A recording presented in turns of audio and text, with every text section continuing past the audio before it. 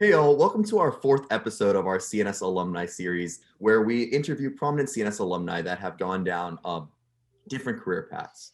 I'm Socket, I'm Richard. and we're your hosts from the Natural Sciences Council. With us today, we have Mr. Chip McElroy.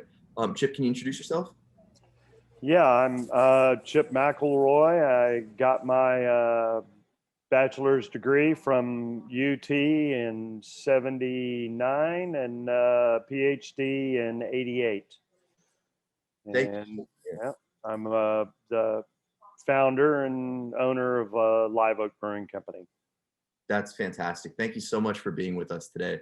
We My know how pleasure. precious your time is, and we really, really appreciate you taking this bit out to speak with us. My That being pleasure. said, do you mind if we go ahead and jump into the first question? Sure. Alrighty. Can you tell us a little bit about your time here at UT? Like, what was your major? What were you involved in, etc.? I I had a kind of a strange trajectory. I started off as an undecided um, communications major and thought I wanted to get into advertising. And I went through several majors. I found that I was more interested in the psychology of advertising. And then I realized that I was more interested in uh, the biochemical aspects of psychology, and my majors changed right along with that. And at some point, I decided I wanted to be pre-med, and then I decided that I wanted to change from a psychology to a biochemistry major. And then I dropped the pre-med and finished up with the biochem degree, wanting to get into graduate school and research. Yeah, so thanks for sharing that first off. It sounds like you had a lot of self exploration and growth here at UT, I'm sure, as you've trying to find yourself throughout the years and what you wanted to do. So I'm glad you're able to eventually do that. Um, Kind of moving on to, you know, post graduation, we were kind of wondering. So we know you pursued a PhD in biochemistry before pursuing a career in drug design, um, but we also know that you later left that field to pursue craft brewing. Can you kind of tell us a little bit what led you down that path, or those paths led you down both paths, and the progression of your career to where you are today? Well, uh, as I say, I mean, I was just very interested in biochemistry, as I found out, and you know that kind of led me to a hobby of home brewing, and I learned that what brewers do is sort of I guess you could it's in some ways primitive biotechnology. It's all enzymology, fermentation, biochemistry, water chemistry, and the two kind of went hand in glove. And when I left UT after got my doctorate, I postdoced out in San Diego. I was at Agaron Pharmaceuticals. It was a drug design company. I did mutagenesis and DNA sequencing. That was back in the old days when you had to pour gels, and things were quite a bit different than they are now with DNA sequencing. But anyway, at the same time, I continued homebrewing. I met a guy out there who was a very good home brewer. There was a lot of, California was way far ahead and having breweries or small breweries and brew pubs and got more and more interested in it. And I've always enjoyed drinking beer. A lot of people tell you that. And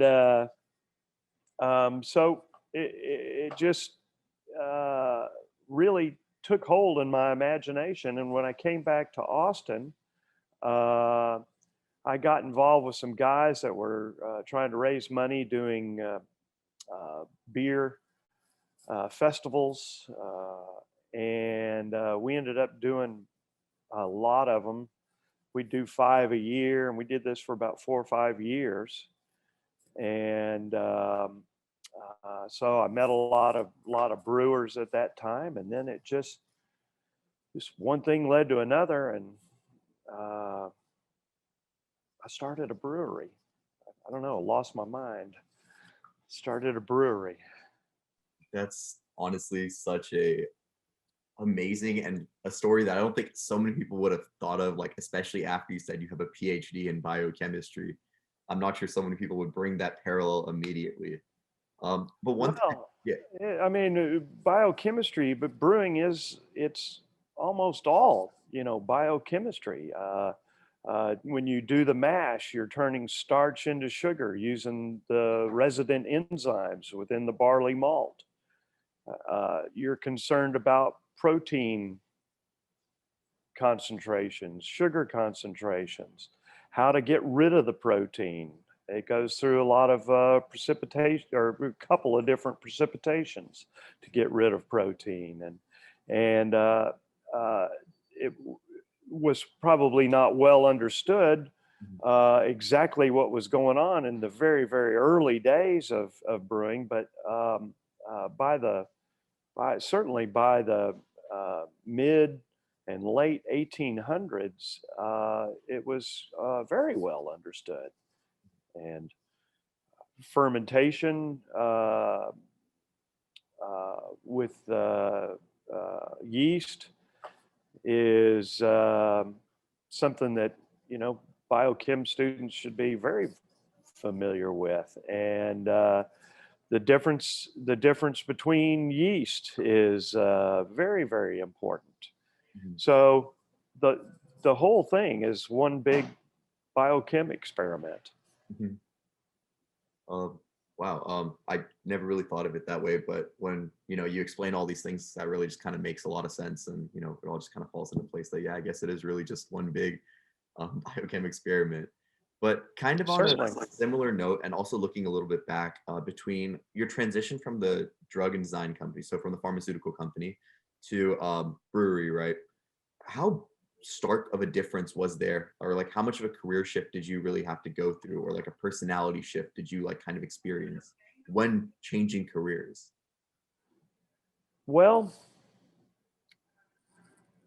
that's an interesting question. I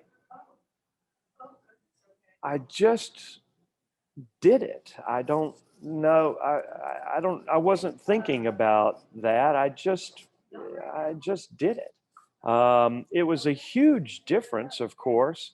I mean, the first thing I did was get into construction.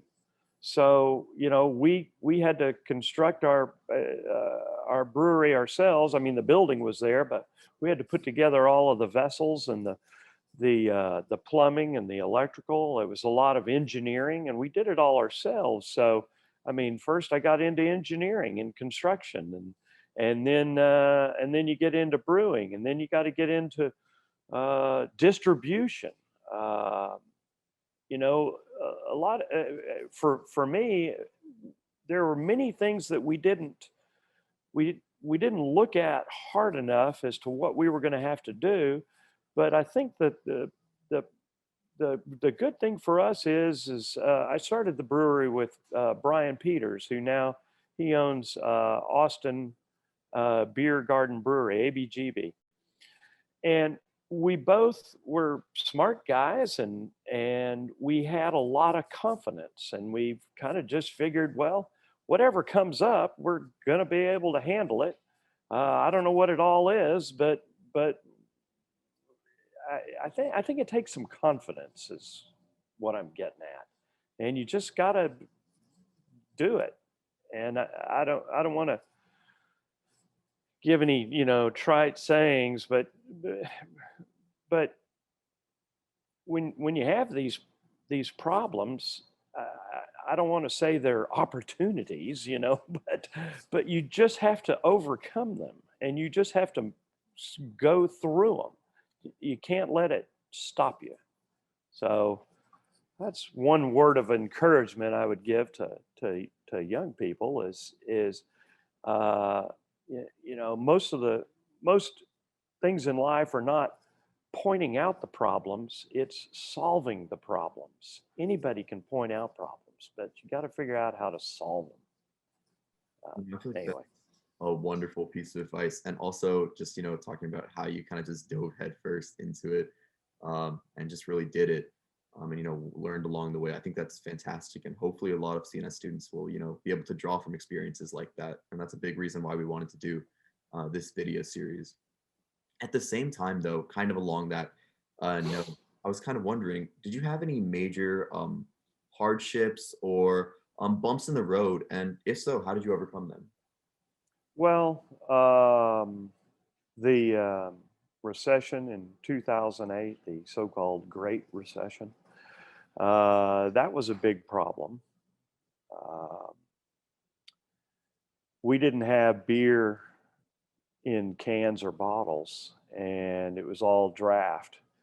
And so sales went down significantly when people quit going out and spending money at bars and restaurants like they had been because, well, people didn't have as much money.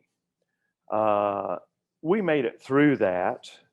Um, but if we were in draft only right now, with bars and restaurants having been shut down completely for months and just sort of hobbling along at this point, we'd be well, we'd probably be out of business at this point. But we have had cans, and we're able to sell it at uh,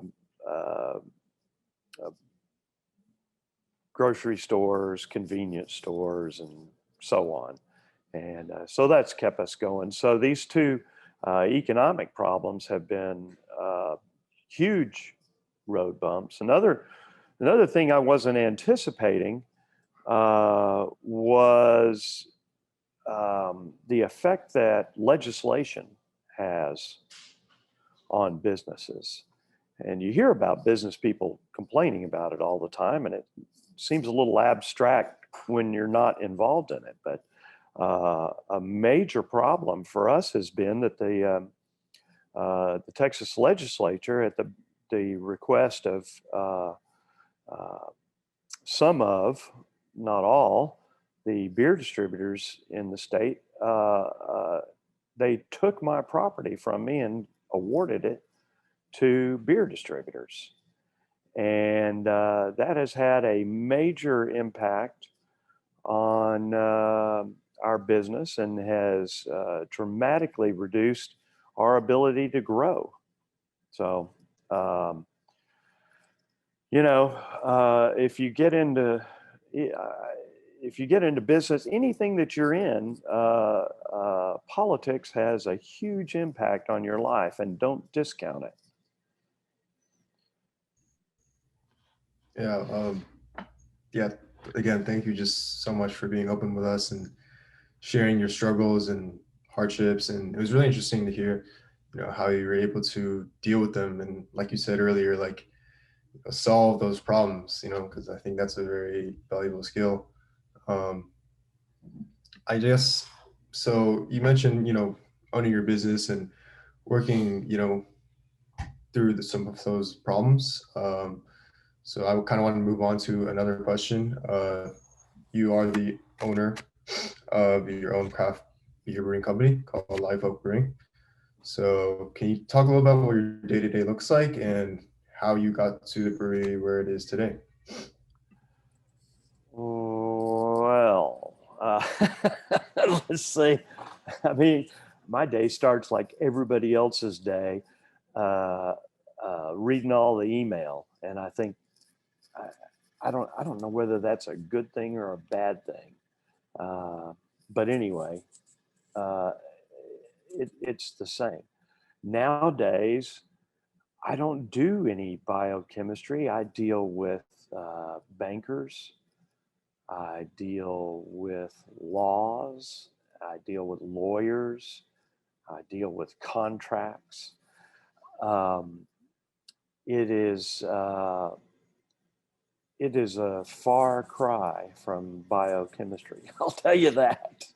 Um, so you know, my day, a lot of it consists of walking around the brewery and looking and seeing how things are going, bothering people that work here, um, and then talking on the phone a lot, and working on. You know, I've had to learn accounting. That's another piece of advice I can give to science students is. You might take a couple of business degrees or business courses. It may not seem very interesting, but it could serve you pretty well. Accounting, if they had, you know, like they have chemistry for non-science majors, if they had accounting for non-business majors, I think that would be very appropriate. And just you know, some overall broad courses in business would really serve someone well who wants to get into some other business besides science, or you know, strictly focusing only on science. Or even if you wanted to start your own scientific company, you're going to need to know something about business. So I can recommend also taking some business. You know, I think that's a great point. And you mentioned accounting for non-business majors, and that actually is a class. I think it's been a class for just a few years now. The point is, I got the chance to take that class. Yes, it was long and grueling, but I'm sure hopefully it'll have some practical benefit a few years down the line, but we'll have to see about that. Yeah, That, it's important to know the difference between an asset and a liability. yeah, sure, of course. But kind of along the line of being a business owner, as a business owner in the pandemic, how has your company been affected, and how have you worked to deal with the changes? Oh my gosh, this has been devastating. Um, this has been a very big problem. We on, I guess it was on March 16th of this year, our revenue dropped by 53%, and that's not sustainable. Um, we lost all of our draft business, and our draft beer has a much higher margin on it than does packaged beer, packaged in cans. And so, in addition to the drop in revenue, our our margin dropped considerably. So we've been spending a lot of money just to stay open. It's another bit of advice I can give people: save your money. Cash is king. Um, so we had to make a lot of cuts in expenditures. We started off like most businesses, I think, where we furloughed a lot of people. If you're only making half as much beer, you only need half as many people making it. But we have been able to hire most everybody back. One of the fantastic things that I have going for me is a great group of people that work here. And I think we, everybody in the country and everybody in the world recognizes the fact by now that pretty much everybody's going to be harmed by the economic effects of this pandemic. And everyone has pitched in where we've pretty much hired everybody back. People are working fewer hours, and that means that they're getting a little bit less money. And I am very grateful that people enjoy their jobs and they enjoy working here, and they recognize why this is necessary. So yeah, this has been a major problem. The other fantastic thing has been working with our bank. Until you're in business, you don't recognize how important it is to have a good relationship with your bankers. And that has been extremely helpful to me. Also, the stimulus, and this gets back into politics. The first stimulus package that we got from the feds was very, very helpful, and the unemployment boost that they threw in, $600 a week, was great for the people that we had furloughed. It allowed them to hang on.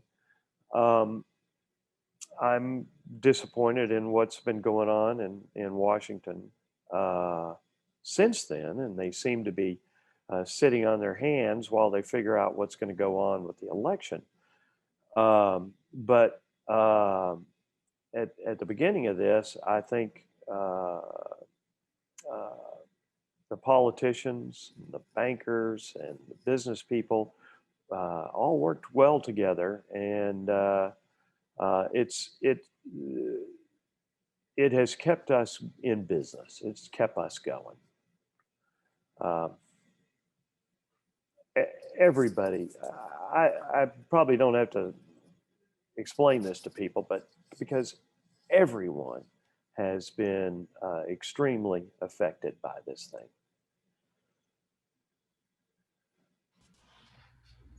Yeah. Thanks for sharing your experience with the pandemic, and it is honestly really sad to hear about all of the unfortunate circumstances that everyone's forced into. Sure.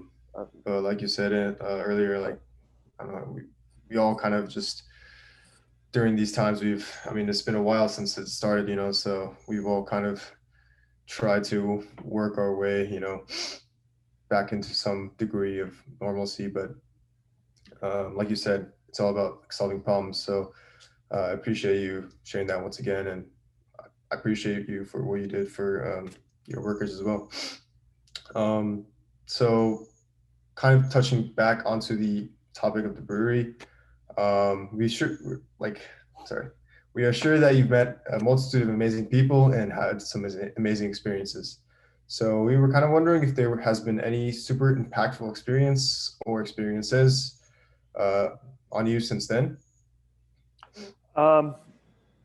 I think the most impactful thing, well, I don't know. There are a lot of things, I guess, but one thing that I started doing in 2007, and that was 10 years after we'd started the business, is going to the largest beer convention in the world, and it's in Nuremberg, Germany. And I go to that every year in November, except for this year, for obvious reasons. And seeing how professionally the European brewing industry works, and it's not all beer and skittles, so to speak. These people are very, very professional. They take brewing very seriously. And in Europe, some of the most revered people in the community are the brewers. And going over there and seeing other breweries, how they do things, has been extremely influential on me. And meeting hop growers, the people that are actually growing the hops, and the malt producers, and really learning how these things are made and how the business, how these other businesses operate. It's been a fantastic experience going over to Europe. Here at home, as I mentioned, politics plays a big, it has a big influence on everybody's lives.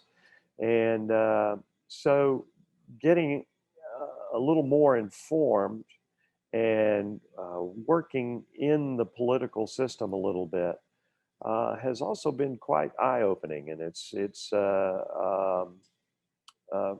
has been an amazing experience. Even though all of it has not been good, it's been quite eye-opening, at least. We've had a lot of time to actually talk about your brewery and talk about the path that you took to get there, the journeys, the impacts, and I, for one, have found it incredibly interesting and also like fairly inspiring. Talking about how you transitioned through things, worked through hardships, and even the way that in which you like pursued your passions, right, and made sure that you were always giving yourself the opportunity to learn. And I think all of those are really amazing qualities. And again, I really hope that the CNS students watching this are able to draw from the stories that you talked about and the stories that you told. That being said, I do kind of want to transition a little way as we get closer to the end of our interview and ask, what advice would you have for someone who's interested in pursuing a more abstract or maybe less traveled path to their science degree, but feels pressured or pigeonholed into some of the well-explored career options such as medicine or just academia? Well, and this is another one of those hackneyed old expressions, but it's really true. Do what you enjoy, and you'll probably do it well. If you enjoy coming to work, you'll go to work. And I think most people are in the sciences because they find it very exciting and they enjoy what they do. And you may enjoy like me. I enjoy the science, but I also I've found that I kind of like the business part of it too. And I enjoy a lot of just all the hoopla around brewing, and so I really enjoy what I do, and I think that if you pick a path that you like coming to work, you're half the way there. And I I can't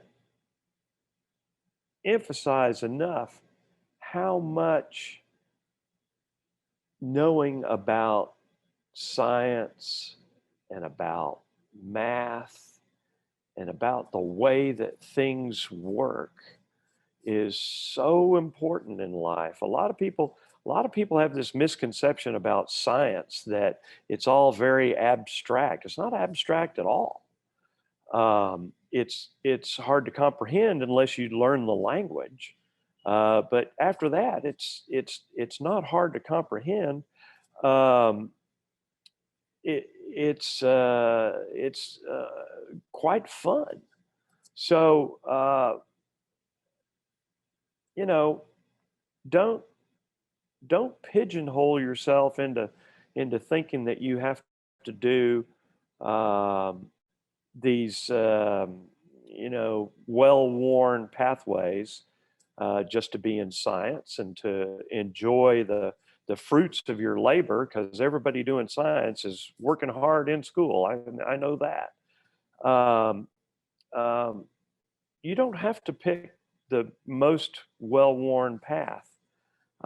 Your science, even though it doesn't seem like you're going to be using it as much as you would be if you were working at a lab bench, it will serve you well.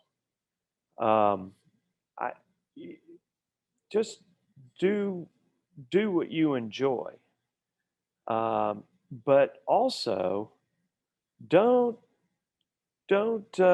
kid yourself on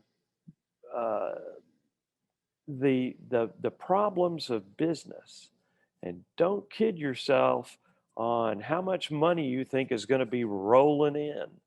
You need to be very sober, if I can use that term in a brewery, but you need to be very sober about your calculations and about your projections and what it's going to take to make a viable business. Um, it's it's funny. My dad was a small businessman all his life, and consequently, when I, having witnessed his struggles, I wanted to be in I just wanted to work for a large company and just be taking home the paycheck and not having to worry about all of that stuff. And I swore I'd never get into small business. And the the, the thing is, it's very exciting and it's really a lot of fun. So here I am. I'm not working for the big company. I'm working for myself. And um, it, so far, it's been uh, mostly a rewarding experience, if not particularly financially rewarding. Maybe I should have taken a few more business courses. Uh, Thanks, Chip, for that great advice. And I'm really glad to hear that you're satisfied with your path. And I hope that advice can, I'm sure it will, but I hope it will help out, any current college of natural sciences students, who are still, very divided on their own path of what they want to do. So I really appreciate you for sharing that. And moving on to the final question, just if you could do it all over again, um, would you, sorry, not the final question, one of the final questions. If you could do it all over again, would you choose the same path for yourself? And if not, what would you change? Oh, hell no. No, I'm just kidding. Yeah, I've enjoyed it. I mean, that's what life is about, basically, I think. Um, and yeah, I would do it over again. I'm sure there's some stuff I would change, um, but absolutely. And I think I'd kind of do it the same way. Yeah, Wow. I, Um, I don't have a lot of regrets. that's fantastic. I mean, that's really wonderful to hear. And I'm really glad that you're so enthusiastic about the path because I think it, for one, it sounds amazing and it's a super cool end goal and super cool end career. Um, with that being said, now we are on our actual last question, our actual final question, and that is, do you have any parting words of advice or just any words at all for ET students? Well, I'm beginning to sound like a broken record, Mhm. but do what you enjoy, study what you enjoy, and try and do that in life as well. I think that's been how many times have I said that? About 47 times in this interview, but I think it is very important. And so that's my recommendation. Do what you enjoy. Well, in that case, thank you so much. Thank you so much for being here. That is all of our questions. Again, we really, really appreciate your time. We really enjoyed talking to you. Richard, do you have anything else you want to add? I mean, yeah, just to echo, I appreciate you for being here and, Oh, thanks for all your knowledge. my pleasure. My And pleasure. to the audience, we hope you enjoy this episode. We hook you tune into our next episode. And as always, hook 'em. Hook 'em.